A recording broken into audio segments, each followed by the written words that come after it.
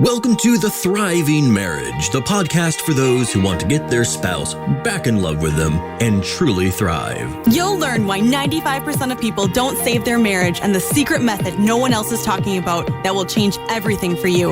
Are you ready? Let's turn tragedy to triumph. Here are your hosts, international marriage experts, Mark Johnston and Heather Choate.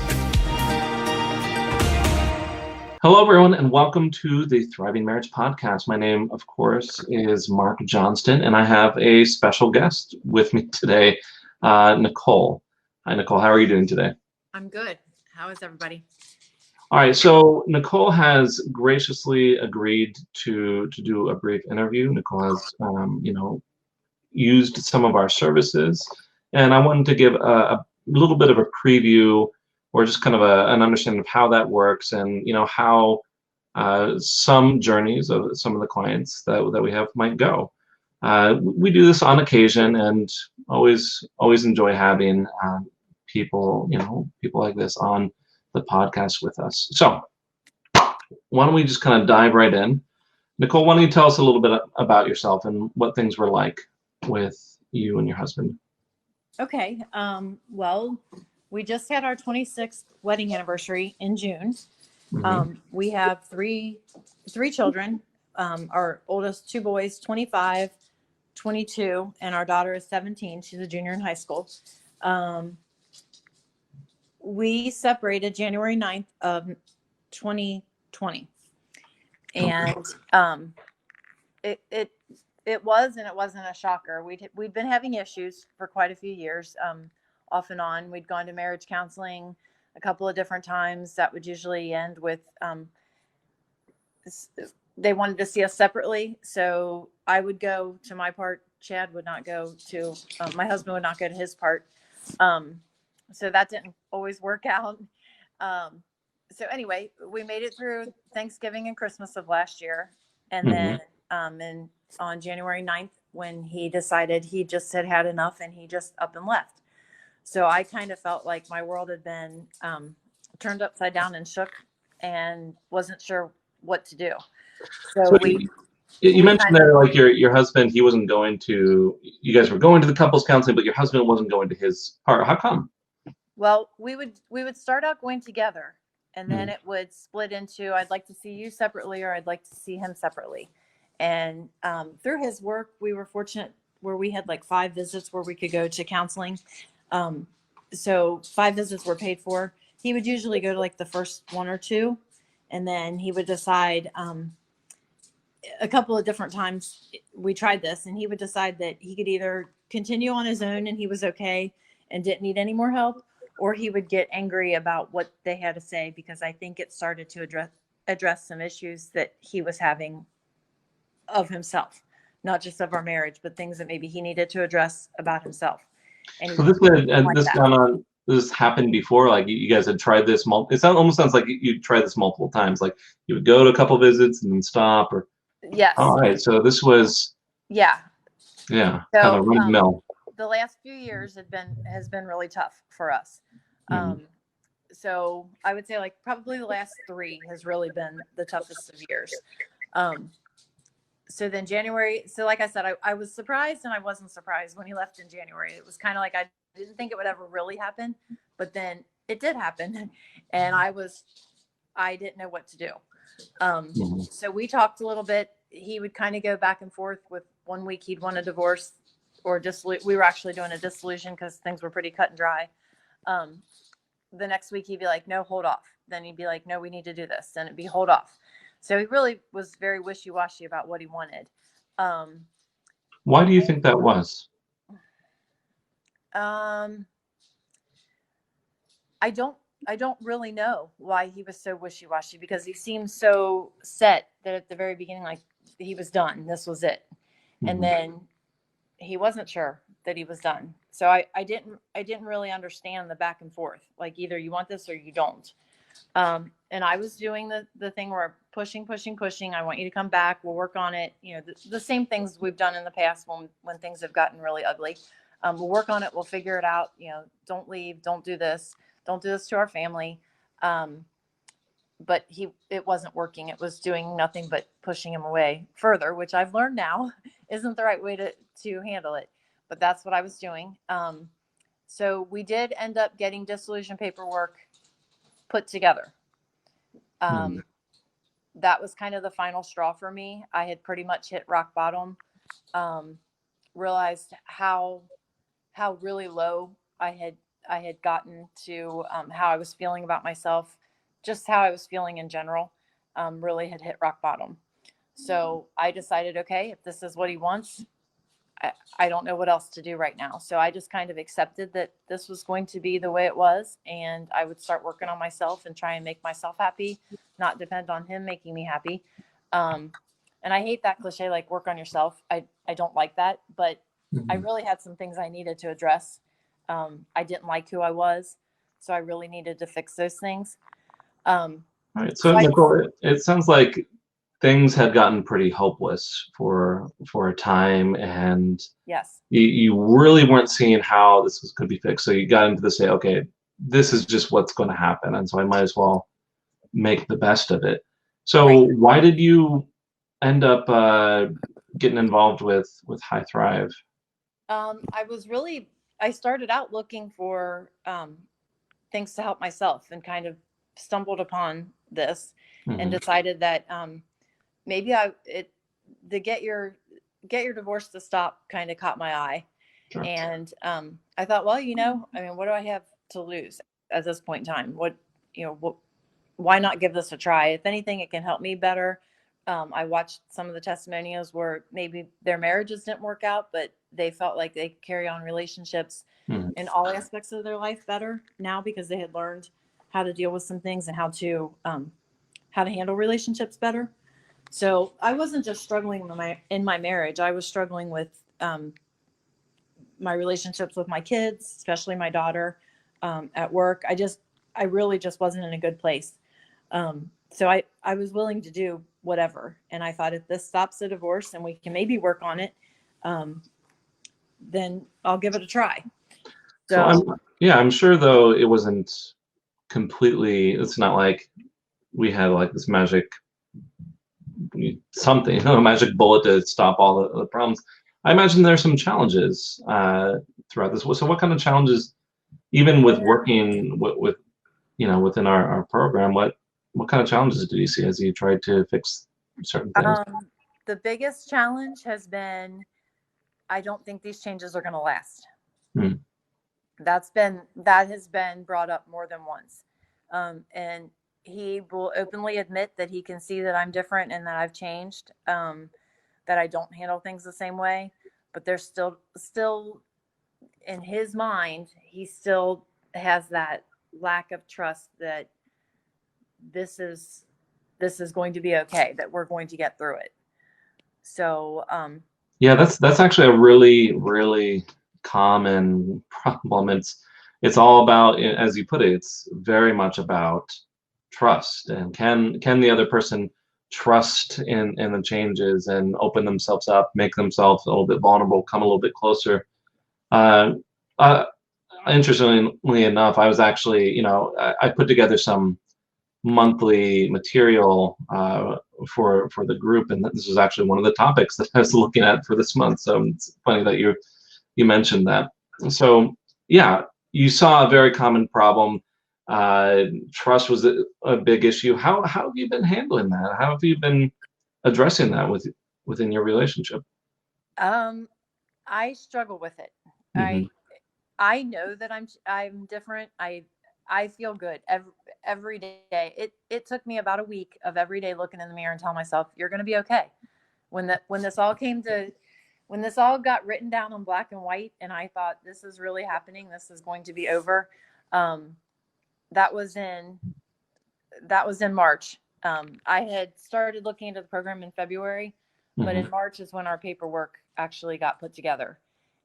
We were actually supposed to go back and sign the very next weekend. One of the things that I decided I was going to do was I just needed to start hanging out with people, having some fun, enjoying life again. I had pretty much quit enjoying life. So I went out with my sister, and her fiance and one of their friends to a concert. My sister's a lot younger than me. My sister's only 30 and I'm 47. But we went to a concert and I had a good time and I was smiling and happy. And some pictures got posted on Facebook of me having a good time, not with anybody, but just in general being happy.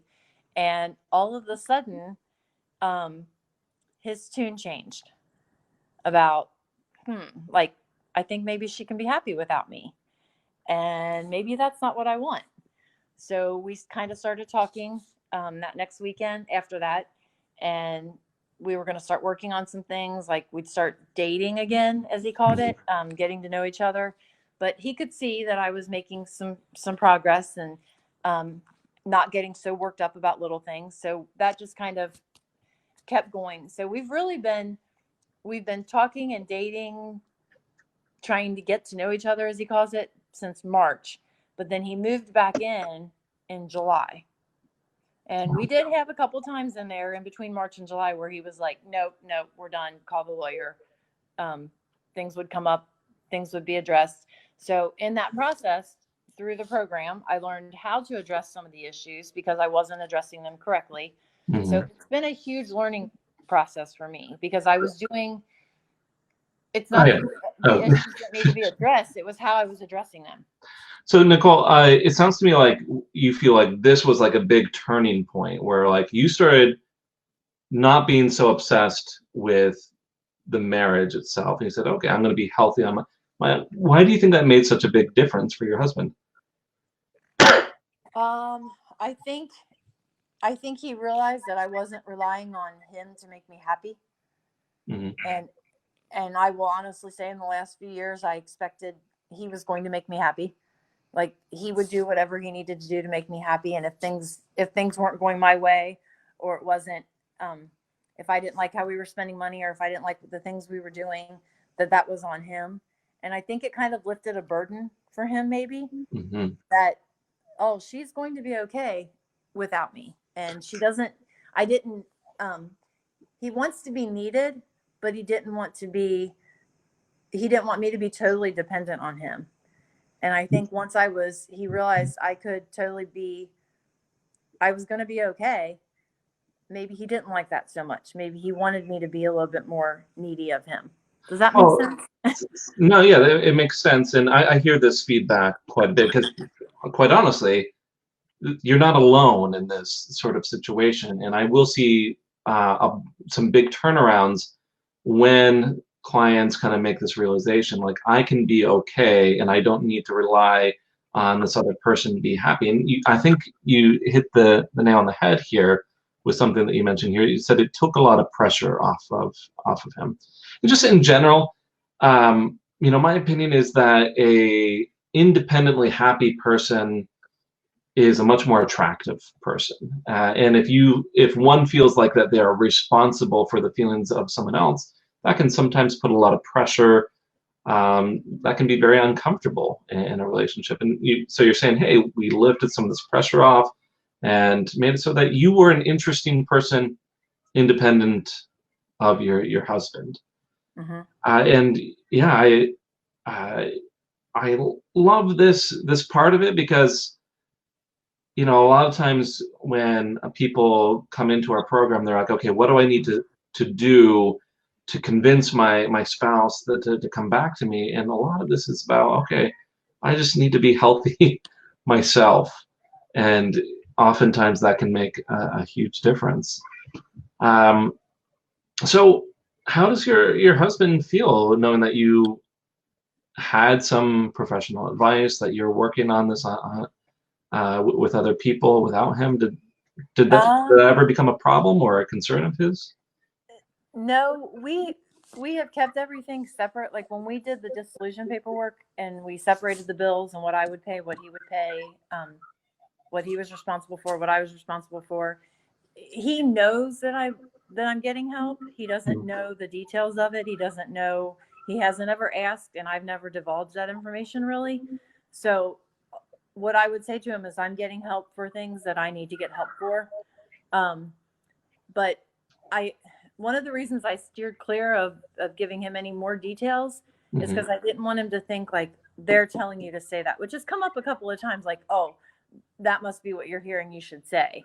So no, that's like, I'm learning how to deal with things. But it has come up a couple of times where it's not necessarily been thrown in my face, but it's like, it almost made him skeptical of, is it really me changing, or is it what I'm being told to say?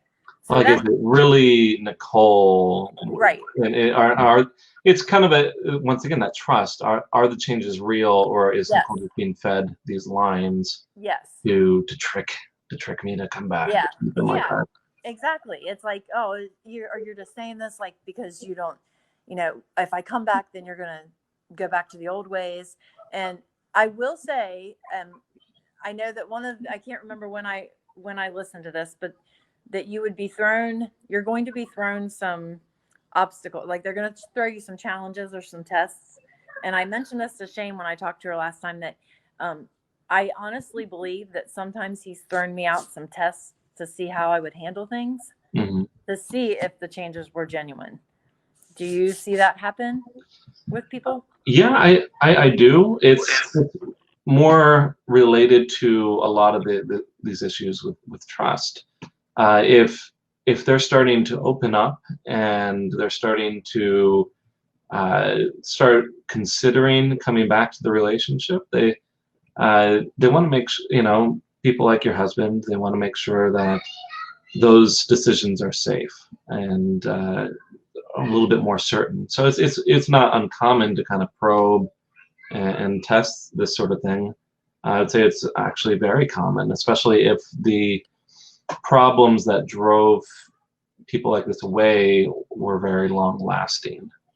It's hard to say, okay, here's all this, like, this consistent behavior, and then all of a sudden we see some big changes. And it's really hard to say, okay, this is genuine, this is real. It's difficult, and sometimes it takes some time. Yeah, and he has said, like, as a matter of fact, today hasn't been a really good day for us. He has actually said today that it's in his mind. He still has some hangups in his mind. And he said, "You're doing great. I wish I was." That was a text I got earlier. So I do think there are some issues that he needs to address, and he knows that I think that there's some issues he needs to address, but he does not want to address those issues. So I don't know how to, I don't want to push, because that's what I used to do. I used to push and say, you need to do this or else. That was the old me. I don't want to do that this time. So we are still, we're not like, well, no, it's not like everything is perfect right now. And that's what I wanted to get into. I wanted to ask a little bit about how things were right now. And here's the thing, like, this is a process, and it sounds like you've crossed several big hurdles. Like, you've helped him to feel a little bit more open towards you, and you became more friendly, and you moved back in, and he's considering the marriage now. And these are all big hurdles to cross. And now you're trying to create a lot more of that security, that certainty, that, like, hey, things are good. And what, a big hurdle that I see at this point is there, like, sufficient skills here to address big concerns or needs? Like, is there an ability to come together and discuss these difficult topics and have those things resolved? And it sounds like that's right where you're at, which is, frankly, that's actually not a terrible place to be, like, considering where you were, say, 6-7 months ago. Yeah, 2020 has been such a crazy year with COVID and just how our life's gone anyway. But really, considering we're where we are right now, I'm tickled to death, because I never, 3-4 months ago, I wouldn't have seen us lasting this long. Like, even when he moved back in July, I was not sure that things were going to get better. And it's like things got really good. And then one of our obstacles that we've dealt with our whole marriage is that he is a football coach. And recently, the last couple of years, he's become the head football coach instead of just an assistant. Well, this year was the most stressful year of coaching a high school sport. that I've ever seen from all of the coaches. It's just been very stressful because of everything with the COVID and all of that. So we've dealt with the stress of that. Getting through the football season this year, we would not have made it through a football season like this had this season happened last year, if we weren't where we are now. So definitely I can see the positive and the progress. But then we'll hit, and we kind of go through this every few weeks. It seems like we do really good. And then all of a sudden it's like, almost like he puts the brakes on, like he's seeing things go too good and he gets kind of scared. And then it's like, oh, wait a minute. And he'll kind of withdraw a little bit and not be as opened. Seem like he's more edgy. But it's kind of a cycle. Like we do really good. And then all of a sudden, like one little thing might just kind of put the brakes on, or we might have one little spat. So it's like, he is back home and we are doing really good. But like you said, I think our next obstacle is admitting like he wants the marriage. Okay. Is that? No, it's actually, yeah, this is where I would expect something like this a relationship like this to be at this point. So this is completely expected. You're looking, okay, is this okay? This is exactly where I would expect things to be. So it sounds like you're saying, hey, there's still some challenges, there's still some things that you need to fix, and that's great. I mean, that's why you're talking with us, Carly. So you've come a long way. I'm curious, what would you say was like if you could go back and say, hey, I wish I had this piece here, this progress right here at the beginning. What would you tell people who are just getting started in a process like this? The biggest piece of there's two aspects that come to mind right away. And the first one is stop pushing for them to come back. Stop pushing for them to come back. Stop pushing for them to work on. Don't bring up, this is what we used to have. Look what we're going to be missing out on. We had this, we could have that. Stop doing that. Just say, I understand that be more understanding to what they are wanting, because they're not necessarily, and I learned this, they're not necessarily wanting a divorce. They're not wanting a separation. They want that quote to be happy, and they don't know what that happy is.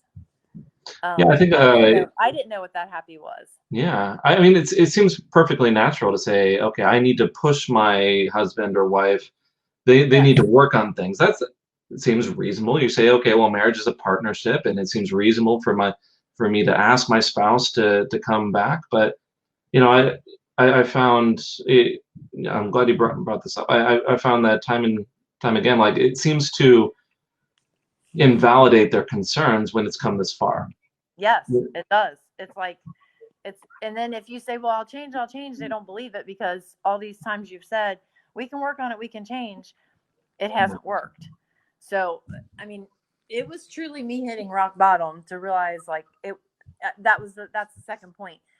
It's not all about, well, you do this and you do that. I had to start taking responsibility for what I did. And up until I didn't realize, like, I need to be more understanding, because the way he feels about something may not be the way I feel about something. But that doesn't mean that his feeling of that is right or wrong. It's the way he feels. And I needed to learn that feelings are feelings, and we all have feelings. They're different than everybody's. Exactly. So those are the two things, like learning to say, hey, I didn't mean for it to come out like that. I'm sorry if that made you feel like that. That wasn't my intent. I'm trying to express myself, and I'm maybe not doing a very good job of that. So what can I do to help you understand me better? Taking responsibility for my part of the marriage, which I didn't want to do. I wanted to put all the blame, and we both did. He blamed me, I blamed him, back and forth. It was a vicious cycle. So much easier that way. Do what? It's so much easier to just put the blame on. It is, yeah. Say, well, you need to fix it. Why don't you do that? Yeah. Well, Nichole, this was really good kind of insight into how I mean, we can kind of see this big arc here where we can say, hey, there wasn't much hope, and we can see some of the progress, and we can see some of the challenges, and then we can see how there's still room to go. But this was a nice kind of look at how everything runs, and so I really appreciate you being here to kind of provide this example for everyone else. It's always I always find it interesting because I don't always have this sort of conversation all the time with my own clients, but it's, I think, really helpful for everyone else. So appreciate your time. Nichole, stick around for just a moment, but we're gonna go ahead and finish up here. So if anyone out there is also looking for help, if anything sounds somewhat similar to what Nichole is describing here, just let us know in the comments. We'd love to have a complimentary an interview with you to see if any of our services or anything else that we have to offer might be of aid to any of you. So just let us know, and we can make that happen. So once again, thanks, Nichole, and we will. I lost her, and we'll see you all next week with the next podcast. Bye. Thanks for listening to The Thriving Marriage, your A to Z blueprint for not just surviving marriage, but thriving. Until next time, my friends, thrive on.